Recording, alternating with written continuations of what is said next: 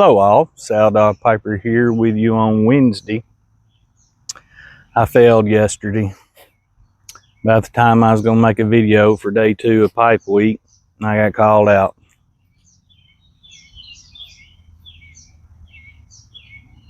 I was out pretty late, so when I got home I was beat and didn't feel like making a video, so I didn't make a video for yesterday. So I'm going to have to show off 2 of my alligator pipes today. Today I am smoking out of my green 7LE 673. Doc was smoking his the other day. Yeah, 673. He was smoking his the other day on one of his videos. Is that not pretty? Look at that stem. That's a beautiful pipe. But I wanted to show that one. Oh, and in it, well, you can't see what's in it.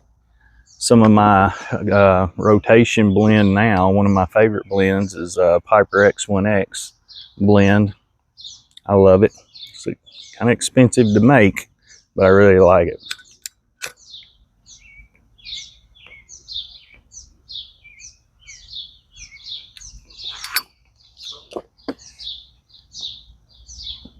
So my second alligator pipe I wanted to show you was another 673 brown.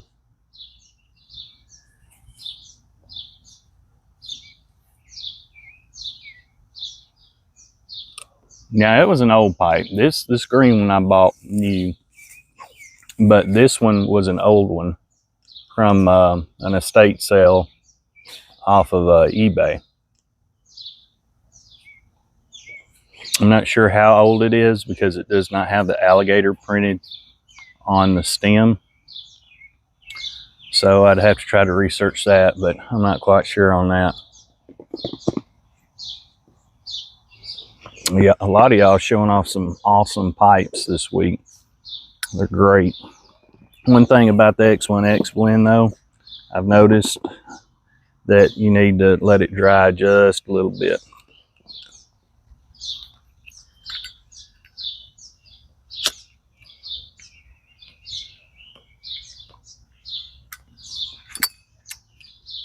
So the other thing I wanted to show you is something I told you I would show y'all a while back when I got done with it. And it's been in use, so I hadn't been able to show you because it's always dirty. I got done with the cutting board made out of walnut. Let me show you.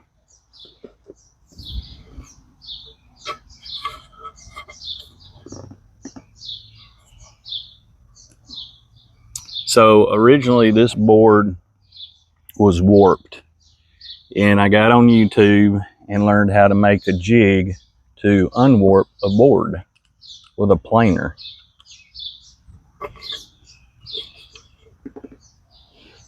Here's my stamp. And how to make a juice groove. That groove right there is called a juice groove. I had to make a jig for that. So if you have a planer and you want to watch a video on how to straighten out boards and get them level and flat with a planer, let me know and I'll send you the video.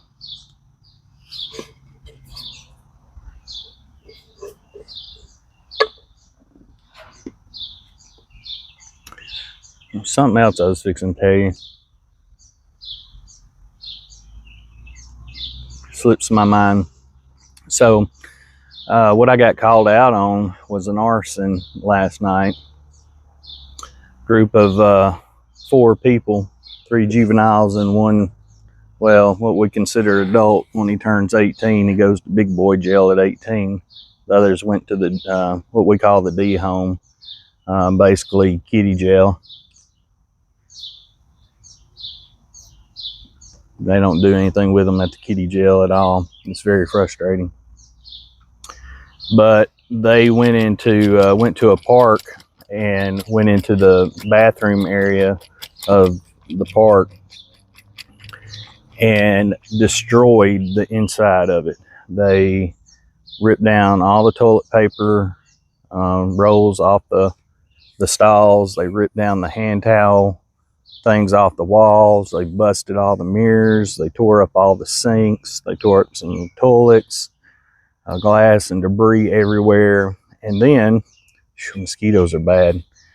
And then they decided, one of them had a lighter, that they were going to start a fire in the garbage can inside there. So they got toilet paper and paper towels, hand towels, and started a fire inside of the men's restroom area. They actually destroyed everything in the men's and the women's, but they only lit the fire in the men's restroom area. So luckily there was not much structure damage with the fire. It was mostly damage with stuff that can be replaced. Obviously expensive though, your toilets and paper towel holders and all that kind of stuff, mirrors. But they are going to have to do some serious deep cleaning to get the smoke smell out, repaint, all that kind of stuff.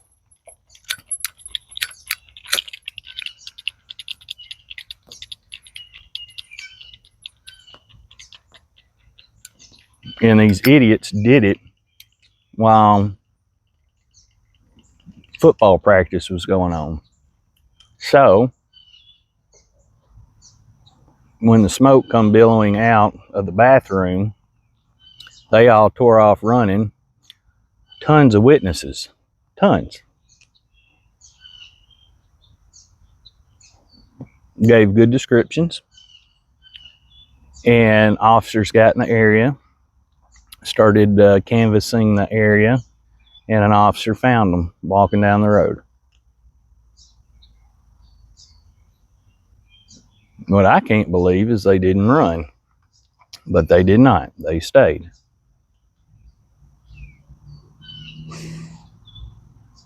So when I got there, I went to the bathrooms and took crime scene photos and things of that nature, and a fire marshal investigator showed up to do his stuff.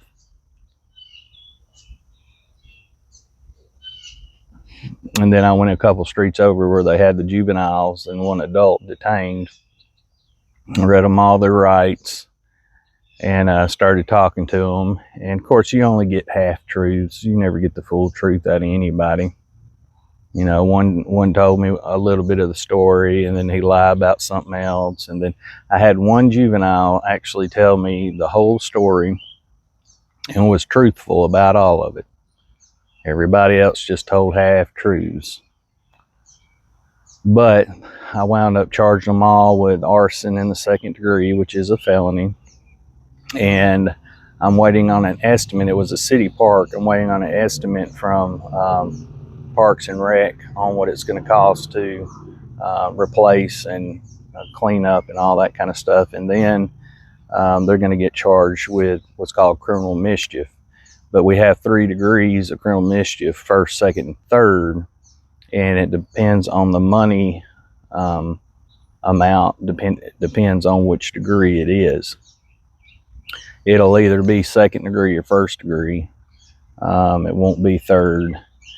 It was significant damage and smoke and all that, so it's going to be very expensive. So I'm almost thinking it's going to be first degree, which is another felony. On top of that, one of the juveniles that was I believe 14 years old, he had a gun. And the crazy thing about it is, back in 2017, I got the initial case where the gun was stolen out of a vehicle in a rash of breaking and entering vehicles. So it came full circle.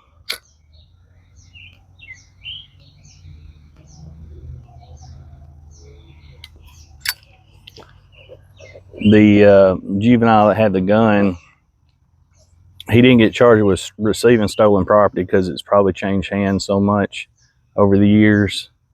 But he did get charged with another felony called certain persons forbidden to own firearms or have firearms, because obviously he's not 21 years old, so he cannot possess a handgun.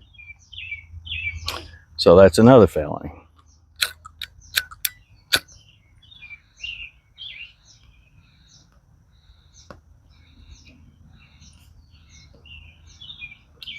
So, needless to say, they've not started out good. The 18-year-old, this was the first time he's being arrested as an adult and going to big boy jail.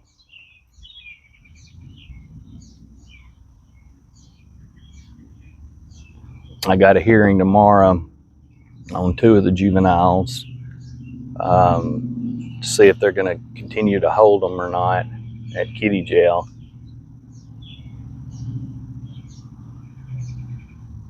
But all of them have been in trouble before. It's not their first rodeo, unfortunately. I tried talking sense into them, but they very rarely listen. Anyway, that's about all I got. That's an 11-minute video.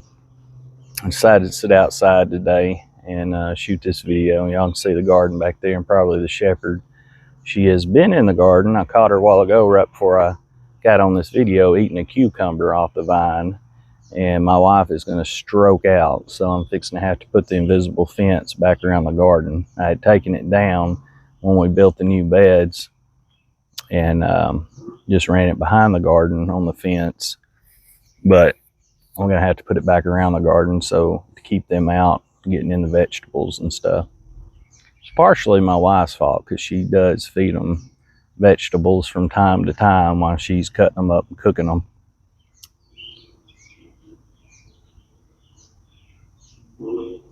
Anyway, well, y'all have a good pipe week. I hope you have a good rest of your week. It's hump day. We're almost there. And y'all be careful, be safe, watch your six. I'll see you next time. Bye.